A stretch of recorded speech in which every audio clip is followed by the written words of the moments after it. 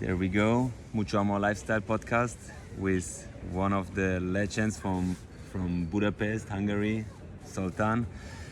We're gonna talk a little bit about entrepreneurship, and if not you, who else would represent, especially like when it comes more to the eastern part, the bartender and entrepreneur wise. So Zoltan, can you quickly introduce yourself in a one-liner? How long have you been in the industry? I started 2 years ago. Man, amazing CV then, huh? a lot of experiences. Now I'm 47. I started Boutiq 14 years ago, and I started to work in the industry in 1996, I guess. So yeah, yesterday kind of. I went through all the levels. So I started as a waiter, then I went home delivery, then I was a delivery guy and supervisor, and then I went to Spain. I did for 5 summers there, so in total 1.5 years, and I went to England for 5 years, and then I came back to Budapest doing some catering, and then afterwards we started a boutique, still doing catering, still doing a lot of things, still trying to amaze myself every single day, and but it doesn't feel like being in the industry for such a long time. So.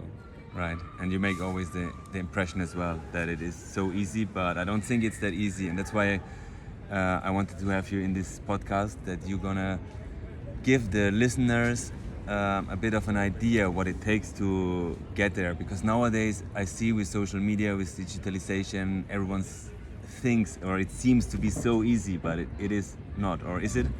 That's the question. I believe everything is easy from the moment you know it. If you have passion for it, yeah. Well, passion is not enough, in my opinion. Try and error. Years of practice. You have to. I'm not talking about those very, very few ones who are extremely lucky. For instance, they have been in the right place at the right time and they succeeded. But in general, if you take the masses, if you take most of the people, it's a lot of hard work. It's a lot of learning, a lot of working, a lot of trying, a lot of failing, and I've started to read a lot of books about entrepreneurships. While I was in England, I just like the word being entrepreneur.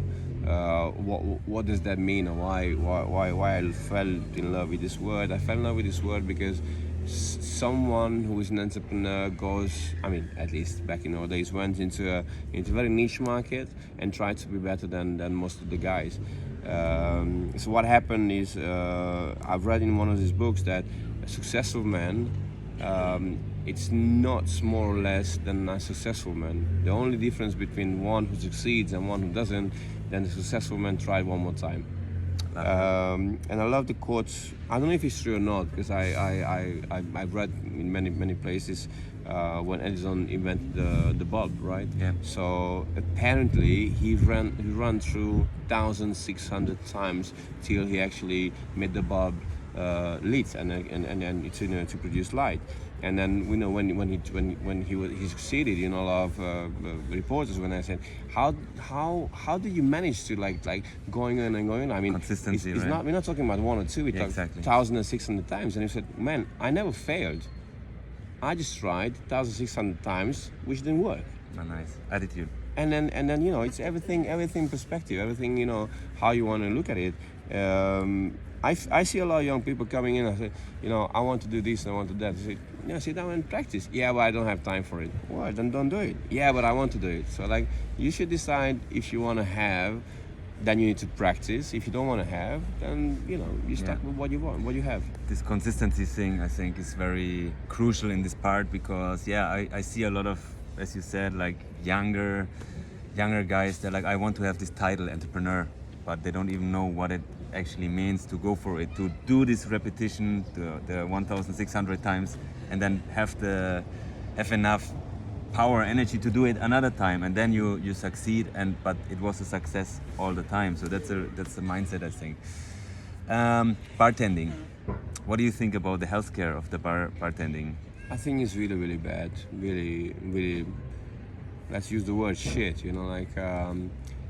couple of years ago, I came across this saying, "Your body is your temple," and obviously, if you research the phrase, it goes back to the ancient times, biblical times, where they said that God lives within you, and then you have to take care of if you praise and love God, then you have to take care of God, and you have to take care of your body. But I try to rework a bit, your body is your temple, and regarding it's from the different perspective. I mean, it's not that I invented the Spanish wax, as we say around here. It's all about years and years experiences that I had. So one of the main reasons I have to come back from England because my body started to fail on me, and because I didn't have money and time and energy to research what's happening to my body at the time, I thought like coming back to Budapest, it would be way easier to deal with the healthcare. And then I learned that I have a fairly severe back disease.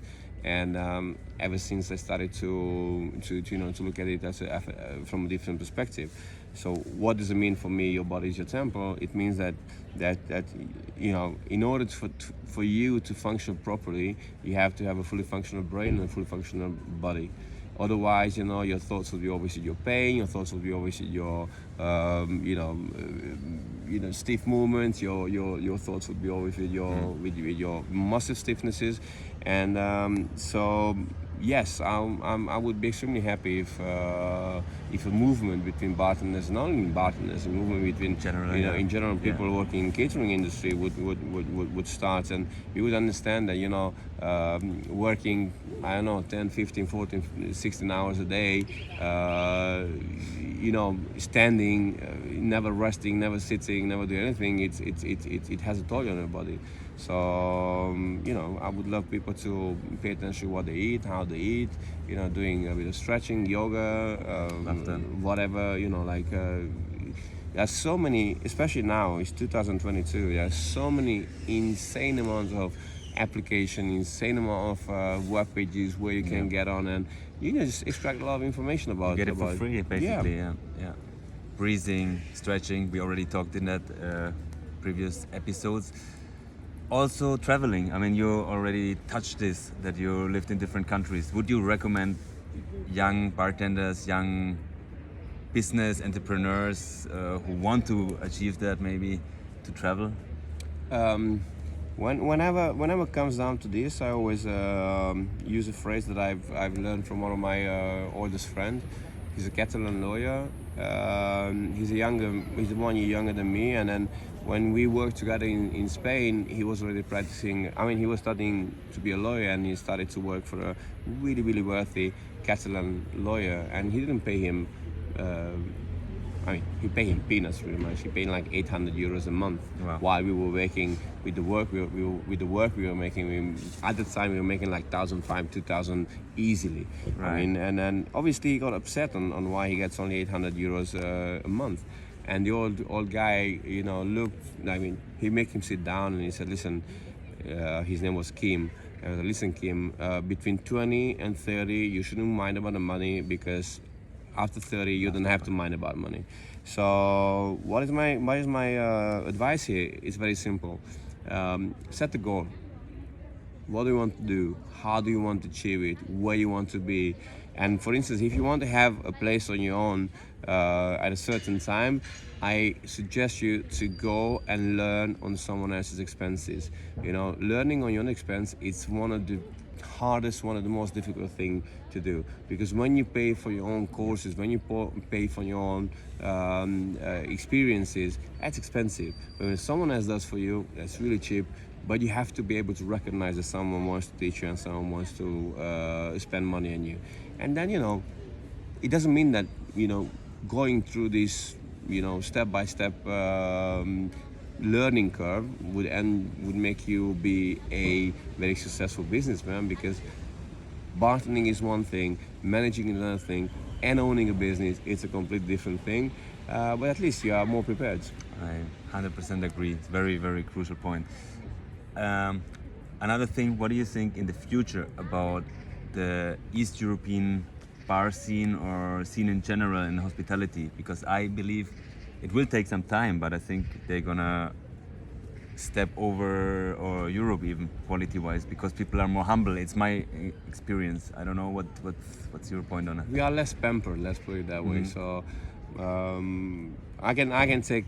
I opened a business in Vienna a couple of years back, and literally the moment the whole thing opened, like a month later, my bar manager was taken away for a 5-day trip to London.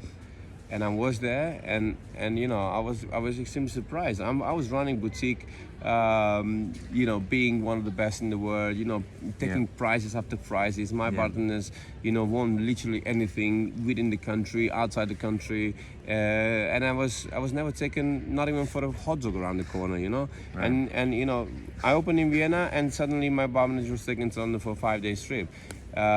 We don't have that in Eastern Europe. I mean, we do have in a couple of places, you have this or that person a bit more, about the others. But in general, we don't have those activities. We don't have that brand activation like you have in Western Europe. Yep.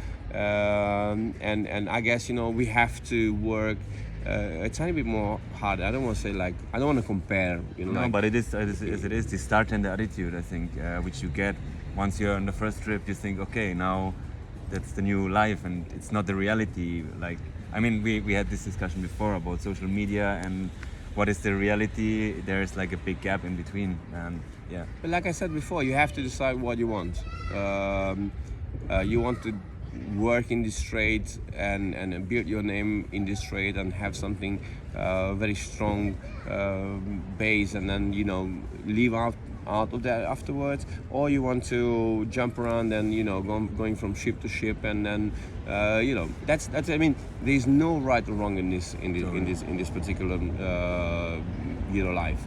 You do as you want to do, you end up where you need to end up, and if you choose this one or that one, it's really up to you. You have to make sure that you learn as much as you can. At least I would, if I would be able to go back again and meet myself 20 years ago, 25 years ago, I would suggest myself to get up and literally travel from north to south, from east to west, and get as much experience as you can. And the reason is not mostly about experiences. The reason is to be exposed to different cultures, different attitudes, different life situation, because in that way your mind would be more flexible. So I don't look at any situation as a shitty situation. I look at it as another problem, as another issue to solve. Right. I don't create problems. I don't have problems anymore. Whatever happens, it happens. Just like last week we went to Transylvania, and even though I have checklists for everything, somehow we forgot to take spoons and strainers. So what I did, I went into the woods and I carved myself a wooden spoon. Amazing. And people were like, "Oh my God, I like your spoon." I was like, "Where did you get it from?" I said, "You see that tree there? I cut it off and I carved it." No, really, I thought that you have it for long. No. But I didn't freak out that I have a spoon on me. I just, There's a problem, there's always a solution. Yes. As we've seen in the COVID time as well, there were a lot of creative guys. Also, when it comes to the health, maybe on the diet, maybe you have a couple of words on the diet. What do you think? What is your perfect diet as an entrepreneur? Whatever, you travel quite a lot still with brands. Sometimes it's hard to keep up the lifestyle. Is it or isn't it? It's very hard. It's very hard because we are humans, or we're tempted. When you go to a nice restaurant, you have a nice piece of steak. Obviously, you want to try it, and they offer you a drink or 2 or 3 or probably 10. Obviously, you drink. But in my opinion, it's very important to be aware of the fact that too much eating is not good for you. Too much alcohol is not good for you. Too much stress is not good for you. Too much, wake hours is not good for you. So you have to find this insane balance. That's obviously, I don't want to advocate here the things that I'm doing, but because everybody is different, so every person has a different attitude, it has different connection to their body. But what I'm doing is I came across a guy called Mark Sisson. He's an American sportsman who does this. I mean, he has an amazing book called 2 Meals a Day, I don't agree with everything he says, but you know, looking at him being 70 years old and looking like 25, it shows sets up some. the table, Yeah, yeah. I mean, you know, like I believe in most of. I mean. By trade, I'm an agricultural engineer, so obviously I had to learn a lot of biology, a lot of anatomy, so I pretty much know what he talks about. But my approach to the whole thing is to consume less. I mean, it's very easy. If you consume more than you need, then the body would build up fat, would build up a lot of unnecessary things on you. And if you consume less, then obviously your body is not storing, but using. So that's my approach now. And also, I'm doing a lot of fasting. I do once a week. Still doing that, yeah? Yeah, for 30 hours. I mean, I'm doing it for like last 7 years now. So roughly from, like for instance, yesterday I ate yesterday at 7 o'clock. I'm gonna eat next probably Monday around 12. So it's a bit more than 24 hours. Right. It's very It's hard. a thing that we don't that we forget in a world where we have everything around us. You get tempted, as you already said. It's quite hard that we remember where we came from and that we start starving again a bit. Like not in a way that we can't, because that's even harder, I think, if you have the temptation around you. So yeah. But for instance, it's very important how you talk to your brain. I know, you know, if you read books about it, you know, the way you think, the way you interpret words, the way you perceive words, that's your word. Yep. And I don't like to use words like starving. Starving is when you don't eat for 5-6 days. That's starving. Exactly, and But we don't know how that feels like, especially when I say we in the modern world, like, you know, it's not every corner has a food shop. Exactly. Every corner has a coffee shop. Every second corner has 2 restaurants. You're right with the word starving. It's a very strong word. Like I have in our team, for example, we have a bunch of refugees, and they know what it means if you're on a boat and you hide from your country, whatever. Then you're starving. You're right. Thank you so much for these amazing words. Maybe your favorite entrepreneurial guy as an advice. Do you have one, or? Richard Branson for me was one who went against pretty much everything.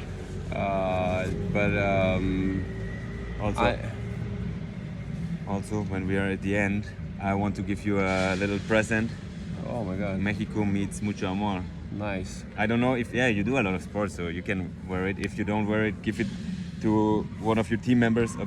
Give it to one of your team members or whatever. I'm gonna do my my morning routine in this one. Nice.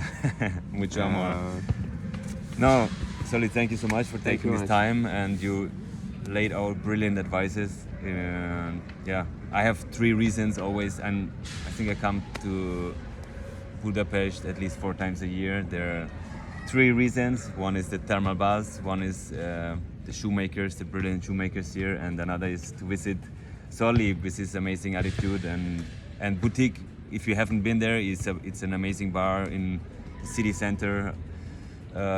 Won several awards. Definitely have to check it out and see this amazing But don't man. come for the words, come for us. Come for our Exactly. hospitality. Come for the amazing hospitality. Because And what I'm saying is that money and recognition is only the side product of your life. You know, your well-being, your happiness, your love should be the main reason that you live. love it. Thank you very Thank much. you so much. Mucho amor. Mucho amor.